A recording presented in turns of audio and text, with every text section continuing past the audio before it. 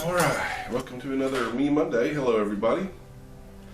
It's been a little bit of time since my last video. I have to admit it's been a busy couple of weeks. I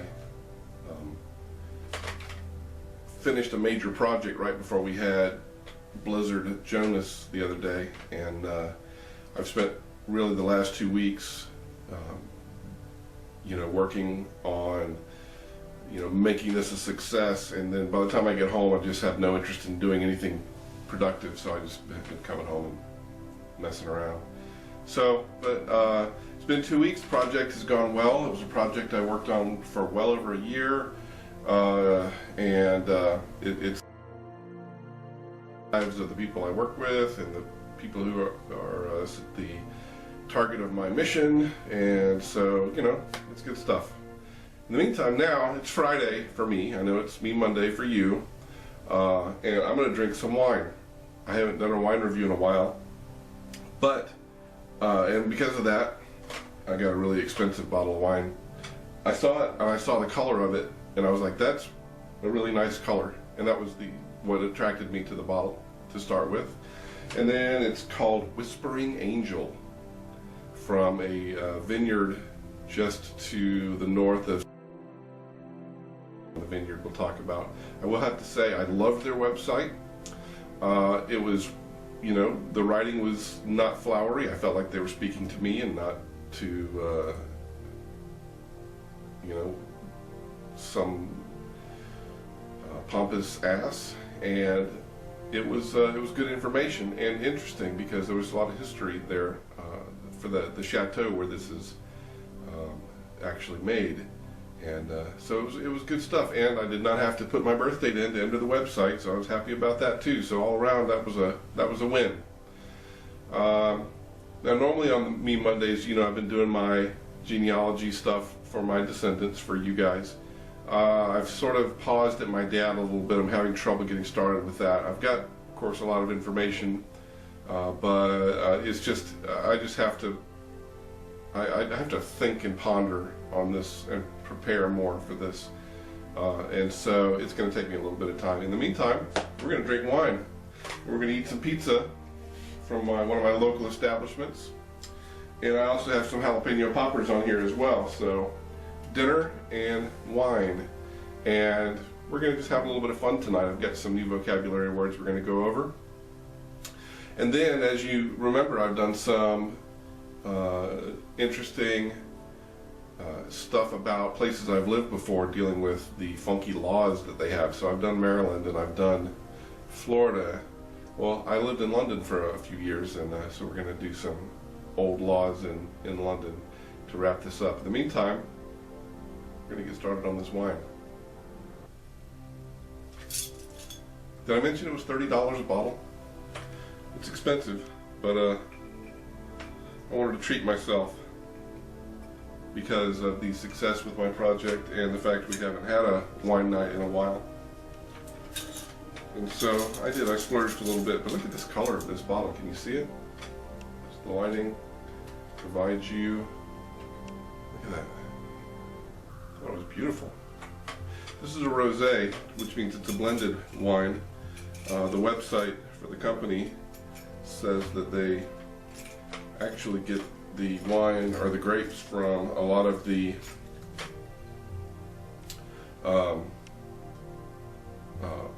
vineyards that are around the chateau, and of course, being a rosé, it's red grapes with the peels and all taken out so that they don't settle in and the tannins don't get in and all that stuff. All right.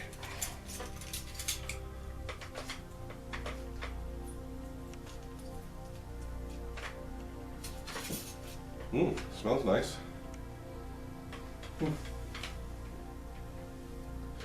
Guess I'll need a wine glass. I almost turned around and drank it right out of the bottle just now. It's kind of the mood I've been in, and certainly not out of character for me to do something like that, but Alright, so quick taste here. we'll get into a little history. And,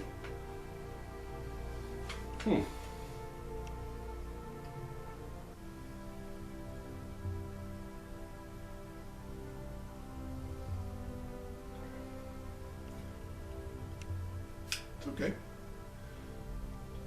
I have to think about this a little, because it seems very weak in flavor and scent. Now I will say this, I've been, over the last 6 weeks I've had quite a number of little illnesses, so maybe that's impacting something.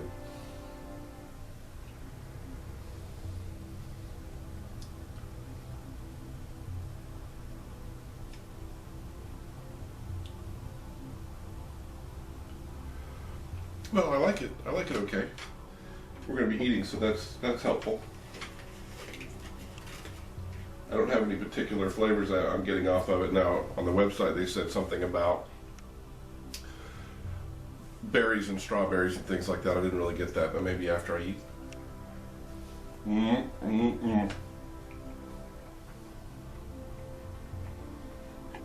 So this is my favorite combination of toppings. Pepperoni, black olives, and mushrooms. Although I tend to waver on the mushrooms depending on the type and size, and these are almost a little too big and cut a little too thick for me.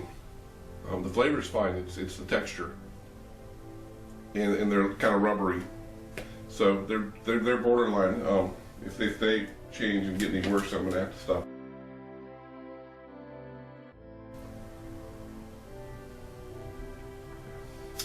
Okay, I can get the berry right off the tip, but it's very short-lived.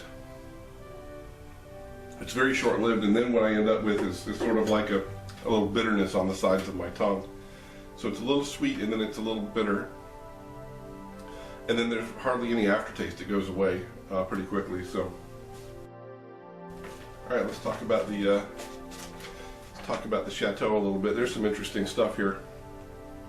The actual vineyard's name is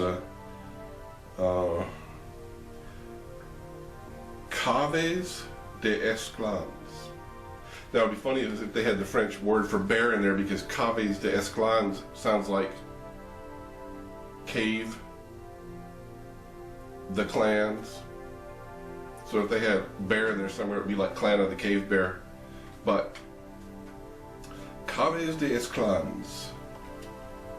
And so they, like I mentioned, they get grapes and wines from their own chateau d'Esclans, as well as some of the local growers, and what has reportedly become the world's greatest rosé. I'm going to have to argue with that one. I tried a couple of weeks ago, it was far superior. But at $30 a bottle, I don't think it lives quite up to the price. But you know what? At the end of the day, it's wine. So it's a blending of the local grapes from the French Mediterranean, so just a little north of Saint-Tropez. And actually, historically, the location is near the Gorge de Penafort, 25 kilometers northwest of the ancient Roman city of Fréjus, F-R-E-G-J-U-S, and it was actually has been there since the Gaulish time.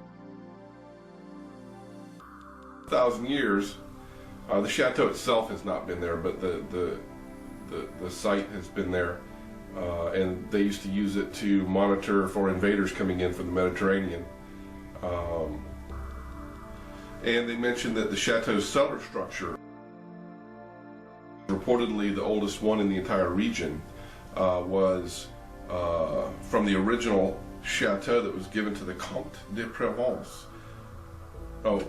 Given by the Comte de Provence to Gerard de Villeneuve in 1201.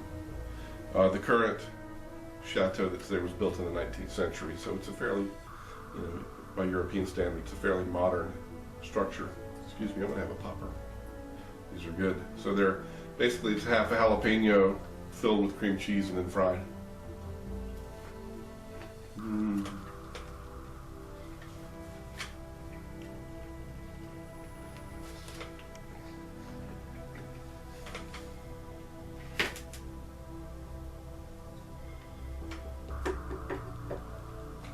All Alright, so now you know a little bit about the structure of the vineyards. We know the website's good. We know the wine's okay. Doesn't knock my socks off, but it's good. And it's $30, so I will drink the whole bottle. Now let's get into some fun stuff. Let's look at our K words for our vocabulary. So here's our first word of the night. Kobe Special. A Kobe Special is a large and expensive gift a man gives to his wife to appease her after he's been busted for having an affair. Thank you.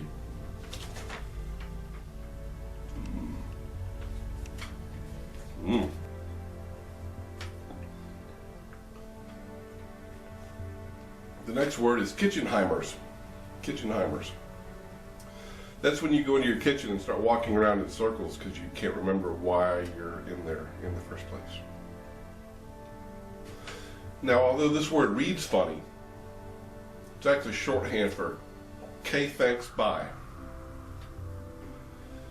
And that's basically either a text or chat or even spoken phrase that means, I understand what you're saying, and your help has been greatly appreciated in this manner. However, I must, with much haste and much regret, depart quickly from this conversation. Okay, thanks, bye. Kawaii. Kawaii is a Japanese phrase picked up by most Americans from watching anime, which means cute, or pretty, or lovely, or charming. It's kawaii.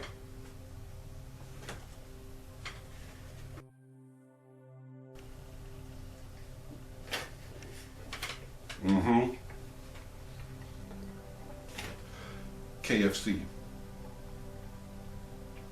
Of course, we know KFC stands for Kentucky Fried Chicken, but what I wanted to point out, anything that's KFC, what we want to point out is, regarding KFC, that PETA has pointed out that the main ingredient in KFC chicken is cruelty.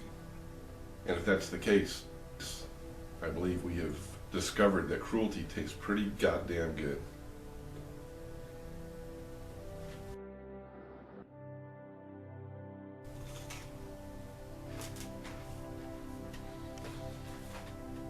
Our next phrase is kidsessory.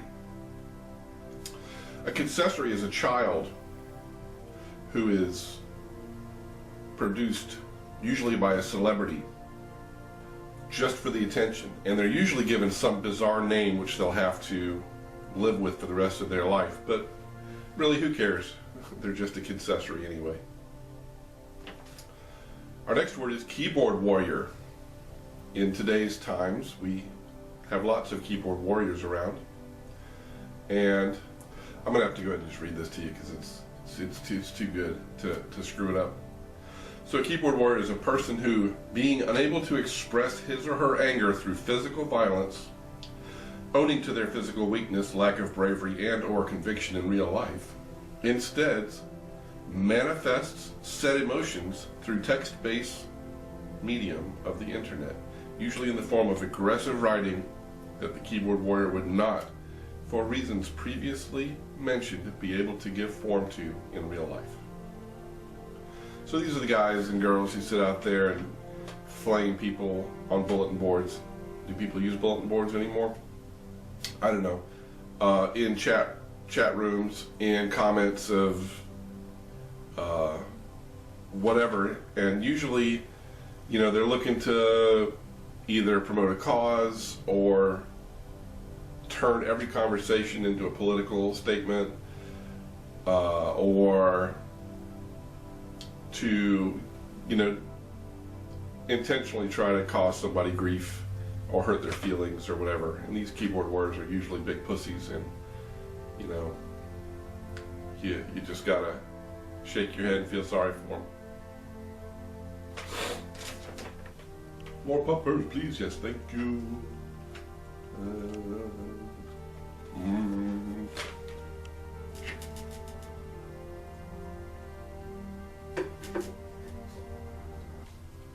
And our last phrase of the night is Kama Sutra. Kama Sutra is a describing how to perform sexual acrobatics on a Vespa. Oh yeah. All right, that's our vocabulary for the week. And we're going to end this with a segment talking about weird laws in England. Now it's funny, of course, the laws we have over here that are odd are only a couple hundred years old. Some of these laws I'm going to read off are literally 600 or 700 years old and still on the books for whatever ridiculous reason. So, law number 1 in London: it is illegal to carry a plank along the sidewalk.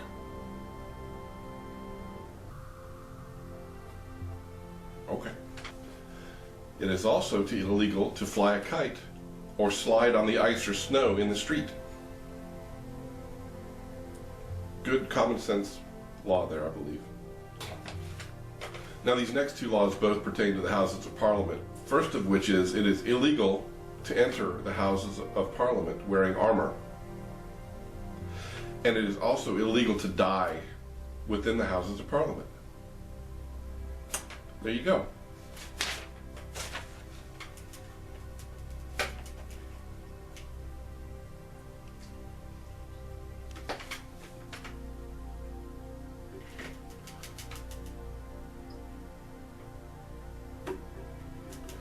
It is illegal to keep a pigsty in front of your house in London, unless it is duly hidden.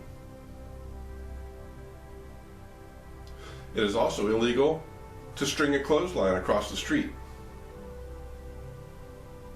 Makes perfect sense to me.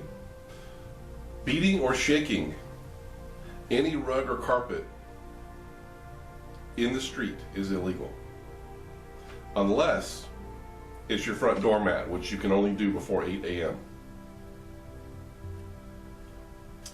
In London, riding the bus while knowingly having the plague is illegal. Thank you for that. Handling a salmon in suspicious circumstances is illegal. And they don't expound on what suspicious circumstances regarding salmon might be. One could use their imagination and think of ways, but I don't know. This one again comes from the common sense aspect. Being intoxicated and being in charge of a horse or a cow, or driving a carriage, which these are old DUI laws that they've had for quite some time. Apparently they had some experience with that long ago. Here's one. I'm sure we've all broken this law. Willfully and wantonly disturbing people by ringing their doorbells is against the law. Firing a cannon within 300 yards of is illegal. Jumping the queue in the tube ticket hall is illegal. Not only that, but if it's a rush hour, it might get your ass beat as well. Gambling in the library, against the law. Go figure.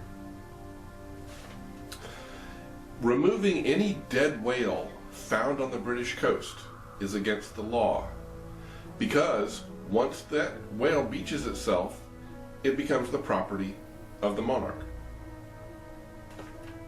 I don't get this one.